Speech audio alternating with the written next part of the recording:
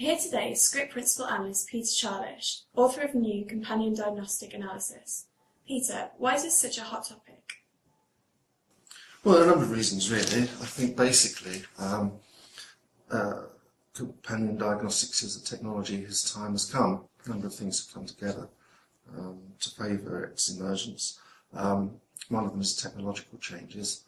There have been a lot of developments in areas such as pharmacogenomics, and particularly in identification of biomarkers recently, and a greater understanding of how those processes relate to how a patient responds to a drug, that have made it, as I say, it's now's the time when it's an achievable and desirable thing.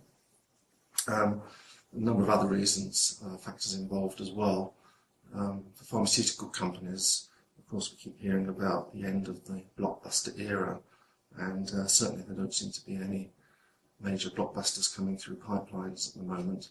So pharma companies really are trying to find new ways of maximising the returns on their investment in R&D. And one of the ways of doing that is to try to be able to identify better patients who are going to respond to a particular drug. And if you can give a greater assurance that your drug is going to be effective, you can charge a higher price for it perhaps. So there's a business factor involved as well. And then there have been other factors involved. One that particularly comes to mind is the FDA's Critical Path Initiative, which was set up originally in 2004 to try to accelerate the process of product development in pharmaceuticals and medical devices and so on as well. And one of the areas that they highlighted was biomarkers and how they relate to drug effectiveness. And so that's given the whole field a stimulus as well. And then I think it's lastly its time has come in the sense that people have realised that there are a number of benefits that can be gained from using companion diagnostics with a particular drug. You can identify patients perhaps who are going to be at particular risk of side effects, and maybe consider whether an alternative treatment is appropriate. As I said, you can identify people who are more likely to respond to a particular drug. And you can use these tests for monitoring the ongoing treatment of patients and that sort of thing as well. What are the challenges facing pharma and diagnostic companies when collaborating together? Well, for all that there are a lot of advantages for pharma and diagnostics companies to work together, there are a number of issues that need to be addressed, and in a way it boils down to a bit of a clash of cultures. And if you think about it, a pharmaceutical product takes 10 years or more to develop. I don't know what the latest figure is for the cost, but it's hundreds of millions of dollars certainly. There are all sorts of regulatory hurdles that need to be gone through. Diagnostic products, in comparison, can be developed very quickly. The life cycle of a diagnostic product is usually measured in terms of a couple of years, sometimes even shorter, because the technology evolves so quickly and tests become more sensitive and so they're quickly replaced. So on one hand you've got the pharma companies who are spending 10 years developing a product, and if you want to have a companion diagnostic to go with it, then the diagnostic company is not used to thinking in terms of 10 years. So how does it plan its collaboration? How do the two come together? When do they get together? So there's a bit of a challenge there. Then you have a question of intellectual property. Who owns the IP on the pharmaceutical or the diagnostic? Are they sold together? Is it just one product? And what about trademarks and so on? All these things arise. There's also the different approaches to regulation. Again, pharmaceutical companies are used to quite a long process by which they get products approved through the regulatory agencies. With diagnostics companies, it's they don't have that at the moment very much. So there's a different way of thinking there that has to be addressed. And then the other issue, I suppose, they have to think about together is pricing. Pharmaceuticals and diagnostics are priced completely differently. Traditionally, the target audiences are different.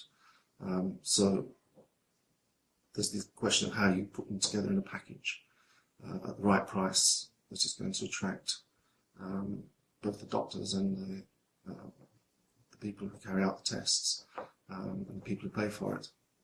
What are the trends in recent pharma and diagnostic company deals? Well, in the analysis I've just done, I looked at the major deals over the past 4 years or so, and a couple of things struck me about it. First of all, that deals tend to be done increasingly early in the development phase. I think some of the first companion diagnostics sort of came along once the pharmaceutical product was ready to market. Whereas now there's a much greater trend for the companies to work together. So they must get around those issues that I was just talking about. They must have found ways around it. But you can certainly see from looking at the recent deals that they work together, and the input from the diagnostics companies in terms of measuring biomarkers and the significance of that in the clinical trial process as well as after the product is marketed is assuming greater importance. And then the other thing that I noticed from looking at what's going on recently is almost all the deals in the last, that I looked at anyway, in the last 4 years or so were in the oncology area. And I think up to now, companion diagnostics has been not exclusively, but largely confined to the oncology area. And there may be a number of reasons for that. I think probably that some of the neuro-oncology drugs are very expensive. So, I mean, it's important to identify the patients who are going to get the maximum benefit from them. So that probably given it a boost in that area. But there are some deals in other areas as well.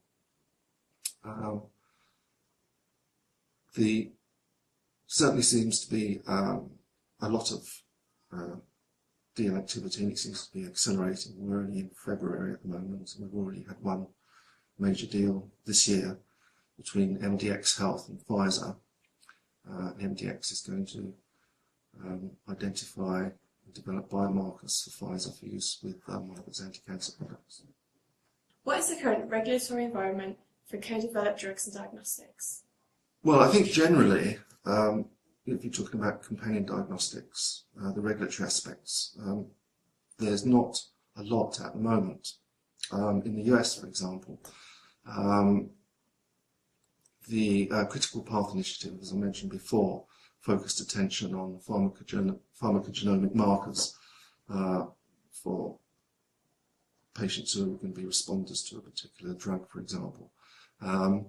And the FDA issued some guidance, a concept paper on drug diagnostic co-development as a result of that in 2005, and that goes into a number of issues that arise. And that hasn't really been superseded. There is supposed to be formal guidance on co-development sometime this year, but the timetable for that is not clear. So at the moment, it's still basically the traditional regulatory approval route for pharmaceuticals and the traditional routes of approval for in vitro diagnostics in the US, which are classified according to the risk. What about in Europe? In Europe, again, there's currently no specific regulation or guidance about companion diagnostics. Currently, most, although not all, in vitro diagnostics don't require any third-party certification. It's just the onus is on the manufacturer to affirm that they comply with the essential requirements, and then that's pretty much all they need to do, although I say there are some exceptions to that.